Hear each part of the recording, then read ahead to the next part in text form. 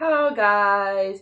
I hope everyone is having a great Sunday. It is thunder over Louisville over here, and what it is, it's an annual fireworks show where people celebrate the upcoming Derby in a couple of weeks, and I'm very excited for that. We have fried chicken and hot dogs, grilled chicken, baked beans, potato salad. It's like a big ass 4th of July over here. That's why our 4th of July kind of sucks because we already celebrate fireworks for Thunder. So I hope everyone is having a great April, a great 2018, and finals is coming up, I see. So I hope everyone makes great decisions. I hope everyone studies and not try to cram. I just want everybody to have a great life. I want to talk about Mariah Carey. Mariah Carey, a week or so ago, came out and said that she suffers from bipolar 2 disorder, which is a part of manic depression, where symptoms can range from mood swings to hypermania to even psychotic breaks. And Mariah Carey has been suffering from that for 17 years. And I guess it makes sense because in 2001, Mariah Carey made a guest appearance on TRL when Carson Daly was still hosting, and he was being a fucking asshole about it. She comes with a cart of ice cream, and she was giving it out to fans, and I guess she wanted to be nice and do a surprise visit because it's Mariah fucking Carey. Of course, she's going to surprise people. And he basically says, well, what are you doing here? Like, Mariah Carey just came on the show and started stripping, which, no, she didn't. She wore a big ass shirt with the movie's logo glitter that she was starring in at the time. And she took it off and she was in some clean cut shorts and a tank top. She did not strip, but of course, Entertainment Today made a big deal out of it. And then um, sometime later, there is a magazine article that said Mariah Carey was hospitalized because she had a mental breakdown after the flop of Glitter. And they described her episode as smashing dishes, freaking out, screaming. And I guess they said Mariah Carey was dealing with a lot of stress. Well, turns out it was a manic episode, and Mariah Carey was diagnosed with bipolar during her hospitalization. And her brother actually was running around telling people, oh, she's bipolar, bipolar. And a lot of people didn't take it seriously because people assume, when people call someone bipolar, that's like an insult or a way to say you crazy. And when really, she was suffering from a mental illness, and I'm so sad for her because she's a beautiful woman and I've always looked up to her, and she's helped me through my moments of disparity, depression, and anxiety, especially in high school. So to hear her going through the same thing as me, it really breaks my heart, and I really wish the best for her. God bless Mariah. She's a queen. She's beautiful inside and out. She has great music. She's been through so much as well. And I believe she's been suffering from bipolar even since maybe she was a child. She dealt with so many stuff. She dealt with racism. People denied her blackness. She was bullied because of her being biracial. She was spit upon by white racists when she was on a bus because they didn't want some nigger going to their white school or a white area. And they spit upon Mariah Carey. It's horrible. She had songs basically insinuating that she was going through stuff. Looking In, Petals off of Rainbow, the album, Through the Rain off of Charm Bracelet. She has so many songs that at the time we thought she was trying to inspire other people, but we guess she was trying to inspire herself as well. Her best songs are Hero, Anytime You Need a Friend, even though they are kind of schmaltzy.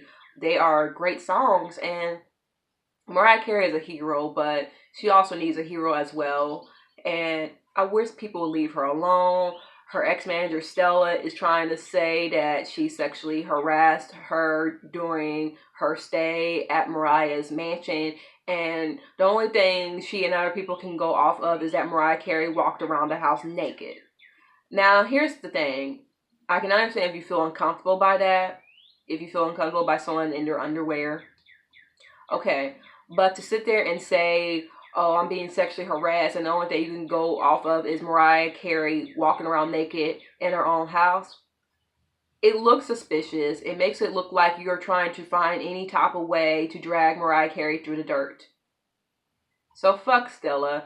Nobody trusted Stella during Mariah Carey's mini-series of her life and what it's like to perform in concert and how to dress herself up and to glamorize herself. Nobody trusted Stella. And I feel like Mariah Carey has always been around shady people. And I feel it. You know, she is an Aries. My rising is Aries. My moon is Capricorn. No, my moon is Virgo and my sun is Capricorn. Everything, like, I guess, because it revolves around everything. Um, I feel Mariah, and my Aries rising is acting up right now. So I understand how an Aries can feel a lot of times. You know, you want to be perfect. You're a perfectionist, but sometimes you can't be perfect. And Mariah Carey's always been a perfectionist. And she said one of her manic episodes was working too much. And she thought, okay, this was just her wanting to stay up late and work over her hours, but it was a part of mania. And I'm glad that she's bringing awareness to mental health and she's trying to end the stigma, because one of the biggest things people call Mariah is she's crazy. You know, she's high maintenance, all types of ableist slurs. And I'm glad Mariah Carey is saying, hey, I have bipolar disorder. And I believe people are saying that the reason why she came out now is because her ex-manager was threatening to expose that. And Mariah Carey said, okay, fuck it. I'm going to expose myself on my own terms. And I'm very proud of Mariah Carey for being so big enough to open up like that. Let's give Mariah a round of applause.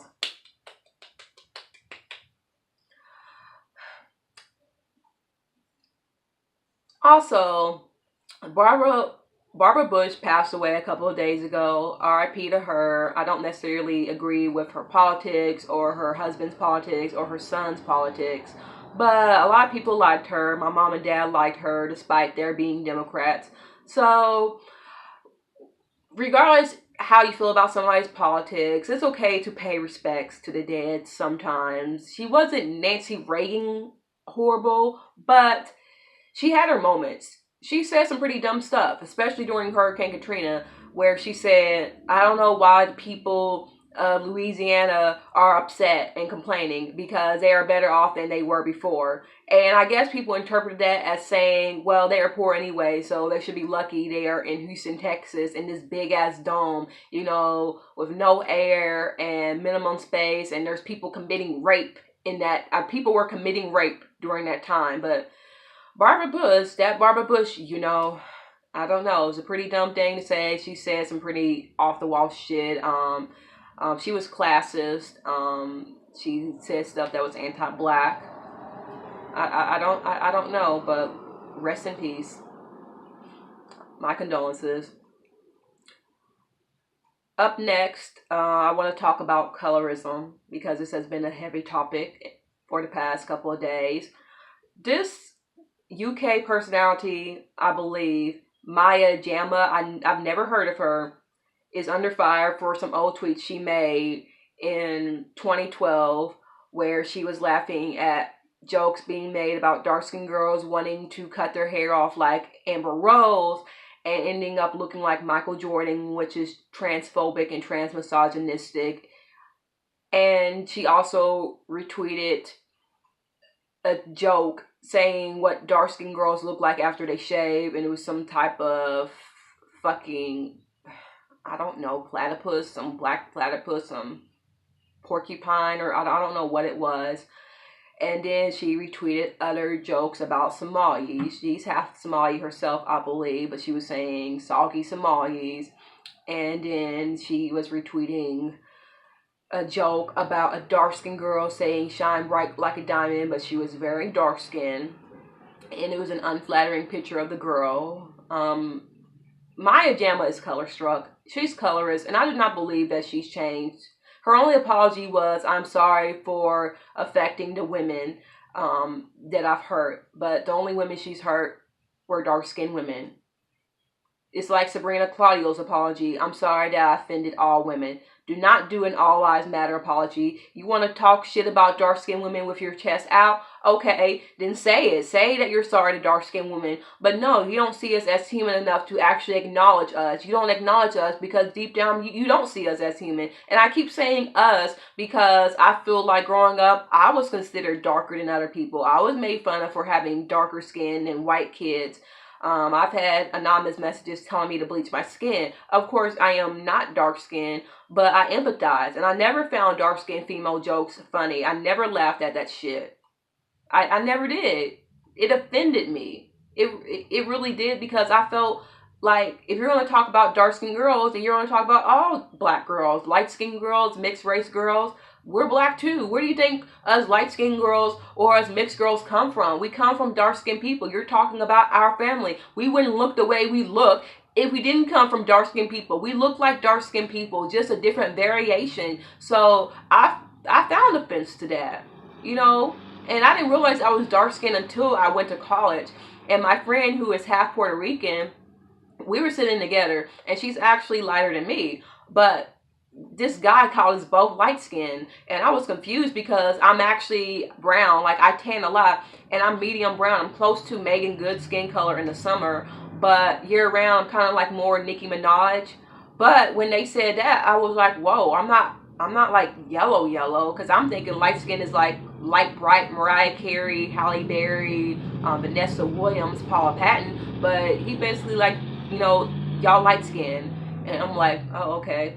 But still, I didn't find those jokes funny. And I think I made some insensitive remarks before where I said, oh, people consider anybody who's not tar black light skinned. And I did say that. And that was fucked up. And I didn't realize the connotation of that. Like I was trying to be funny and I was trying to make, a joke because I'm thinking, nobody's actually that color at the time, but there's people who are black, and that's okay. But I said stuff that were insensitive, but I don't think I've actually laughed at jokes that were saying dark skin is ugly. I never laughed at fat jokes. I said, why would you talk about other people and make them feel bad about themselves? Everyone is beautiful. That was my thinking, and even if I had some type of ignorance, I never said, dark skin is ugly because I never believed that dark skinned women were ugly. So I just can't imagine someone going out of their way to talk about dark skinned people like that. And we've all had our moments of being problematic. I used to say stuff like I would never date somebody with dreads. Now I find men with dreads attractive because I had to get over my own ideal of masculinity and, what I consider handsome. I had to get over that as well.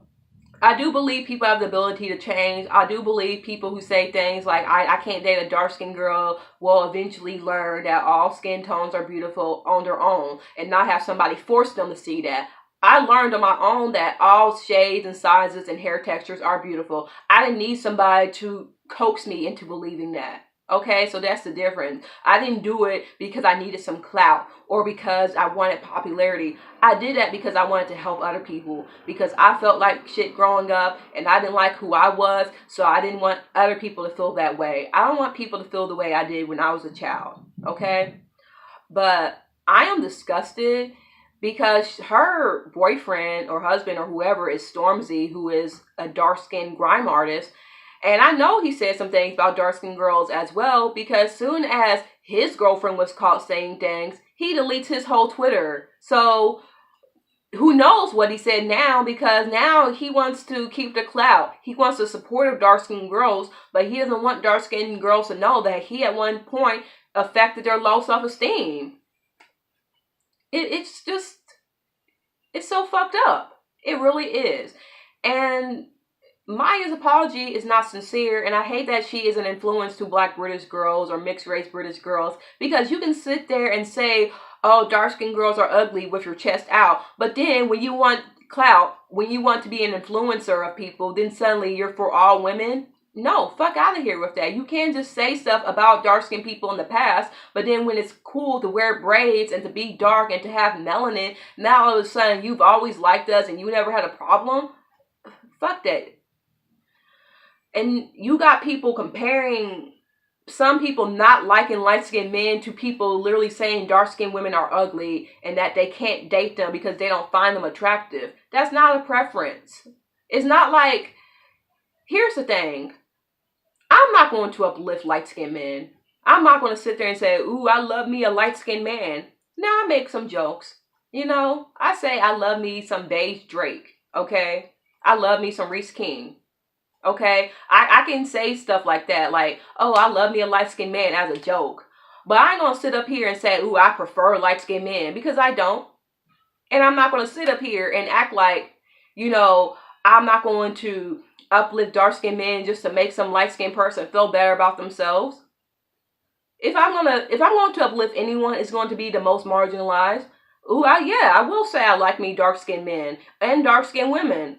Because light-skinned people do not need to be uplifted. Because society tells them as a whole that they are validated. Just because a few black women say things like, oh, light-skinned men are feminine, which I do not believe in because that's transphobic and everybody has the right to be the presentation that they say that they are. You can't prescribe gender presentation to skin color, or dark-skinned men are masculine and dark-skinned women are masculine and light-skinned women are feminine.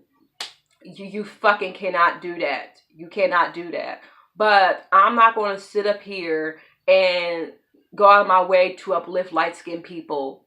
I won't do that. And you've seen me say I like light-skinned people, or I find light-skinned people attractive, or some light-skinned people. But you haven't seen me go out of my way and say, ooh, I love me some light-skinned curly haired bitches, or, you know, I like me some light-skinned men with good hair or pretty eyes. You will never see me say that because I'm not going to talk that way. And people are upset because I don't do that. I love light-skinned men, but I say I love dark-skinned men. And yes, I'm going to make a joke and say, ugh, light-skinned men. Because you know what? A lot of light-skinned men are entitled. A lot of them are problematic. A lot of them are part of the issue of rape culture in the black community. A lot of them cannot take no for an answer if a woman is not interested in them. A lot of them get very angry and even violent about it. Or coercive. I have personal experience with that. So there's reasons why brown or darker skinned women may not want to be with a light skinned man and would prefer to be with men who look closer to them because they feel more comfortable around men who look like them. That's not to say that they find light skinned men ugly or unattractive by default. That is just to say, as a dark-skinned woman who is marginalized, who has dealt with violent colorism from light-skinned people and men, I prefer to be with people who look more like me. That's not to say I'm going to discriminate, but you know why people of color prefer other people of color. You know why black people prefer other black people, and you know why dark-skinned women a lot of times prefer dark-skinned men. You know that. But since a lot of dark-skinned men are color-struck, you will see a lot of cases where the man is lighter and the woman is darker. If a dark-skinned woman does happen to have a partner that loves her, sometimes he's light-skinned or sometimes he's white even, or not black at all. And that's not her fault, because a lot of times they do prefer dark-skinned men, but dark-skinned men make it hard when they rather date some light, bright Jody than, you know, dark-skinned Keisha from Belly. And Keisha's beautiful. Like, you see so many beautiful dark-skinned girls who could be with a handsome dark-skinned man and have beautiful dark-skinned children, but, you know, there's not a lot to choose from, so they are with the light-skinned man that loves them dearly, who's handsome and treats her like a queen. And that's not, oh, I chose him because he's light-skinned. It's because he's actually a good person. And let's talk about this for a second. Atlanta, Childish Gambino, Donald Glover. I saw that clip where a beautiful black woman with natural hair cussed out a white woman because she was dating some black man that the black woman also loved, and was on this soliloquy about how, oh, it's hard to be a black woman, and type in beautiful women in Google image and what do you see? A white woman. You really tried it. You really tried it. Since you talked so much about black women in general and said that, oh, I can't date a black woman because they don't like nerds, I'm not surprised that you would go this route. It was only a matter of time. But you really had that white woman saying things like, well, maybe it's because I cook and clean and do all these feminine domestic chores. And maybe it's because I'm a good woman because I do things that the average woman does. You know, and she might as well have said, oh, well, maybe it's because I don't emasculate the black man. But they really try to have her out to be this poor, fragile, innocent white woman that doesn't understand why black women are angry with white women and white people in general. Like, you don't benefit from generational wealth and slavery. And here's the thing, in most cases, black men do not choose white or non-black women because they are good women. On the other hand, black women and dark-skinned women choose lighter skinned and white men or non-black men because they are generally good people, genuinely good people. And that's not to say dark-skinned men or black men cannot be good people. But as a black woman, a lot of black men, not all, and dark-skinned men will say they don't want a black bitch because he's already black. And it's usually people, from my experience, that grew up in white areas, went to white schools, who say that. Because I've never really met a hood nigga, like a hood nigga, to really find big booty, dark skinned bitches with natural hair unattractive. It was so many hood, dark skinned niggas saying, bitch, you out of your mind if you think Amara La Negra is unattractive. I know so many hood men, especially in my family, who will beat your ass if you will disrespect a beautiful black, dark skinned queen with nappy hair. But you know, as a black woman, you have no choice but to choose a man because he's good. You can't just choose a man because he's good looking and rich, because so many risk factors and so many things that we go through that we can't just choose a man who's good looking or attractive or has a lot of money, because men can be violent to us. So for us, yeah, we do choose people because they're good people and they love us. While you guys choose women because of their status, because of what society tells you is beautiful, and it's the truth. And she had every point made. She said, I don't have time to wait around for a man like that black man that she was dating, the white woman was dating, because I'm a black woman, okay? I don't have the luxury of waiting on some man because I don't come from generational wealth. I don't come from privilege. I have to move on up. And that's sad, because I don't believe that you need to be with the richest man to be happy. I feel like a stable relationship is a relationship, and I'm getting philosophical on you guys, is a relationship that loves. I'm sorry. But it's kind of true though. People talk about dating up and dating down. My idea of dating down is not marrying some poor man or some man from the hood. Dating down is dating a man who is not on your level of morality and value. You can be a doctor and marry a mechanic as a woman. That's not dating down.